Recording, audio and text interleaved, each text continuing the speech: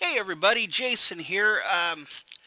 Let's go ahead and talk about Crisis on Earth X. It was a four-part crossover that went on Monday and Tuesday of this week, and it went over the four DC shows: Supergirl, Arrow, The Flash, and Legends of Tomorrow. It didn't go over Gotham because Gotham is actually in a separate universe on a different channel, so even though I think that would have been pretty cool. It also is in a different time, I believe, on top of that. So basically, the premise of it is there's these alternate universes. And this is actually goes back to the 70s where you had Crisis on Infinite Earth. And it was a 70s comic or series. I believe it was a series of comics. I'm a little. It's been a while since I looked at them or read them. So I was like when I was a kid. It's the last time I looked at this stuff. So basically, what it is all the different Batmans and Supermans and everybody else from the DC universe. You had like the Silver Age, the Golden Age. Now we have what's known as the Bronze Age, and that's what it would have been in the 70s, even though it was called the Modern Age at the time. And what it is you have different versions. That's why each character looks different. It's like different time period, and they wanted to bring everything together. So what they did is they did this where there's these alternate Earths, and they've even it's been more modernized over the years. And so on the TV show, you have different Earths, and you have like the Flash, Legends of Tomorrow, and Arrow are all in Earth 1. Supergirl is from Earth 2, or I mean Earth 3. And then they have like they've had characters from Earth 19 and anyway, so there's supposed to be 52 different Earths, and you have doppelgangers on each one. And of course, the timeline's different, technologies can be different. So basically, there's a 53rd Earth that we find out about in this crossover, and it's called Earth X. Now, Earth X is where the Nazis won during World War II. So that's what makes it so interesting is, how many times have we seen the Nazis, what if the Nazis won? And we've seen it like in The Man in the High Castle, it's been done in like Twilight. I believe it was done in Twilight Zone, if I remember correctly. It's been done on Star Trek. There was a version of it where they go to that planet, and there's like the Nazis won type of thing. I mean, it's been done. A lot of time travel shows they'll usually do an episode of what if the Nazis won type of thing. And but yeah, they did it on the DC shows. It was a really cool idea, but um, I don't want to give out too many. I don't want to get too spoilery with this. Um, I liked it, but I did love it. And the things I like is I like that they brought in some alternate universe characters. They brought in some which are and some characters we haven't seen in a while that have either died or disappeared or what have you. I like that we have I like that they put all four shows together into like one big team, and that's always really cool to see. Uh, excuse me. I always and it's kind of cool to see the evil versions of like Supergirl and Arrow, and they did Reverse Flash from like Earth 1, which is from the Flash show, but it was the original Reverse Flash, which was he was posing as Harrison Wells, and I was wondering why they didn't get the actor who originally played the Reverse Flash. His name is Eobard Thawne, and they have this guy who plays him, and he's usually in Legends of Tomorrow or something, or on the Flash. But he wasn't in this. He wasn't in this episode. They had the guy who plays Harrison Wells play his original version, and he made something about a face. I have a feeling there was a problem behind the scenes where they couldn't get the actor, or there's a problem with the actor, or whatever it is. I didn't really look it up because who really cares that much. Um, so they had him basically playing the character of Reverse Flash, which is fine, I guess. I mean, that wasn't if that was that. that wasn't the worst thing. Uh, the other problem I had is their, basically the story is this. So Iris and Barry is the Flash. Iris is his fiance. They're gonna get married finally, and that's been building up for like the last year or so. And they invite Supergirl, who's from an alternate universe or alternate Earth, and she ends up teleporting into Earth One. And then they get the Legends there, and they get the Flash, the Arrow, and the Flash team. They're all there for this wedding, and of course it gets crashed by the Nazis. And this is in the trailer pretty much, so I'm not really giving anything away. So they have this big old battle, and of course the one thing, and then they have a couple other battles throughout the 4 episodes. I felt like episodes 2 and 3 were parts 2 and 3 were kind of drug on a bit, and a lot didn't seem to happen. I mean, I'm gonna have to go back and rewatch them, but I don't know. They just didn't feel. They felt like they weren't really fleshing anything out. They were just kind of going through the motions.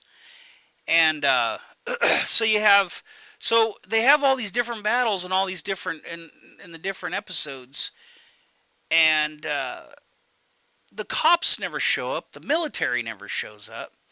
And I get that it's probably a budget issue, and I get that the superheroes still have to take this on no matter what. But the thing keeps bothering me is that you know it's just not believable. Like, yeah, we get that it's superheroes and stuff.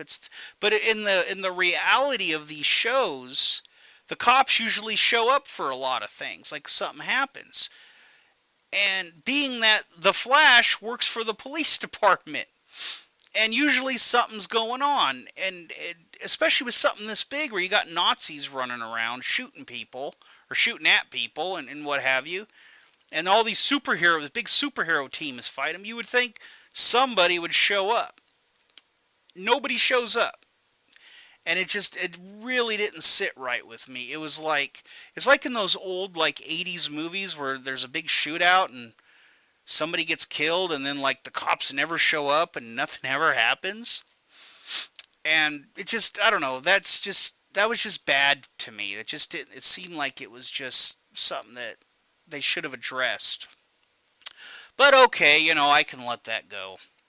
So they go through all the stuff. They end up having to transport to Earth X, and of course Earth X is this Nazi world, and if you're not, if you're not white and everything, then you're put into a camp.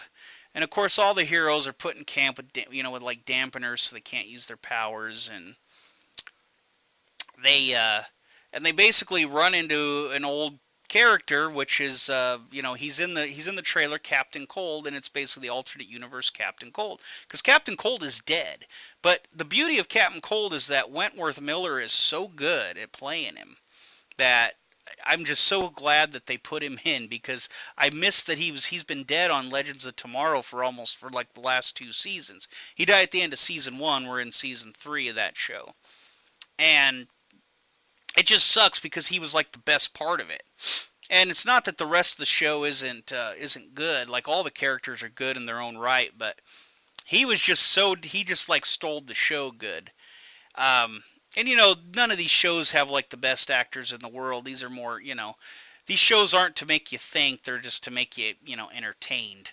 So you don't ever watch these DC shows and say, "Oh man, that just really made me think," and you're sitting there for days thinking about it, like some stuff does.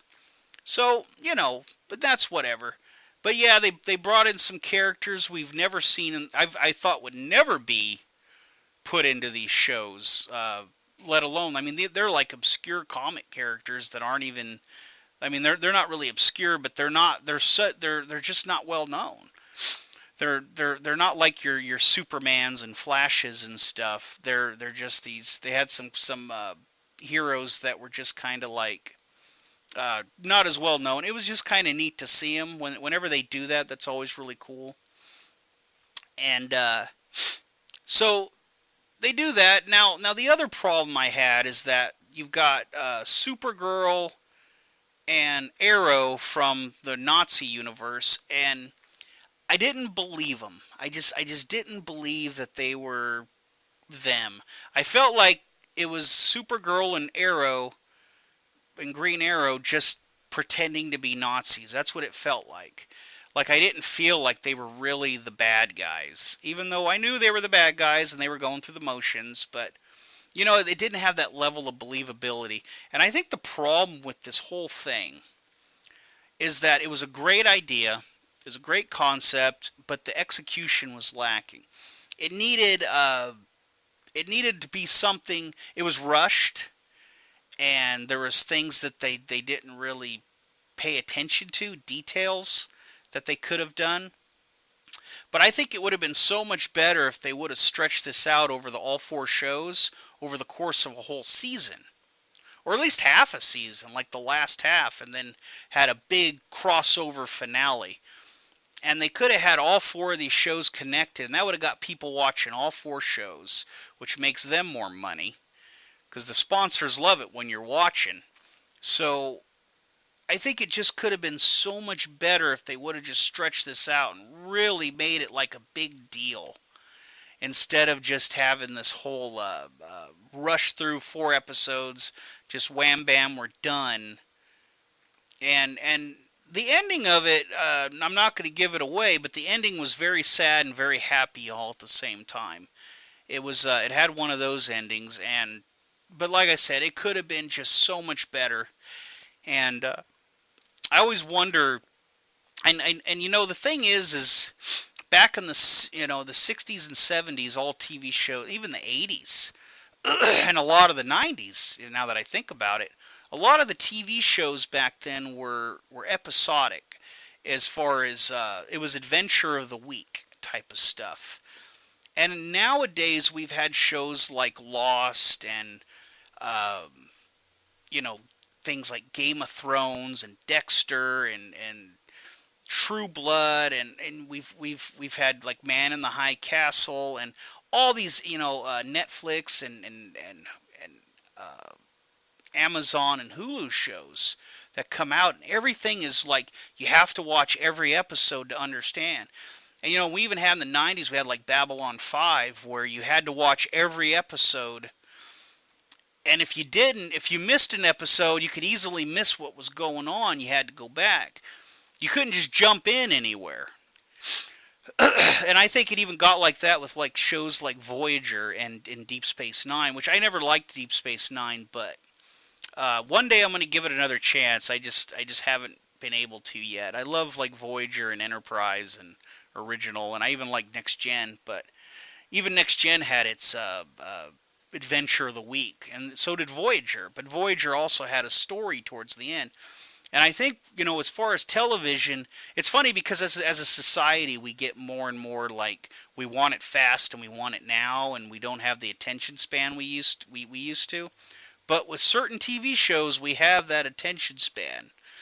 And we watch, like, they just started the new season of Vikings, and yeah, I'm already I love that show. Lagertha is my dream woman. So, uh, uh, Catherine Winnick, if you're ever watching this and you listen to me, call me. I'm sure my wife will understand. Anyway, so but yeah, it was fun to watch. It was good, but it wasn't as good as it could have been. And there are some things I had a problem with, but at the end of the day, it's just a TV. It's just a TV show to entertain us. So anyway, guys, let me know what you thought of it if you've seen it, and if you haven't watched it, go give it a look. See if it's your cup of tea, and let's get in the comments and have a discussion. Anyway, I will talk to you guys later. I'm working on more stuff, and I'm going to be doing some live streams. So if you guys, I'm going to be doing them on YouTube. So if you see me on YouTube, if you get a notification, jump on and say hello, and we'll go from there. Anyway, thanks, guys. This is Jason, and I will talk at you later.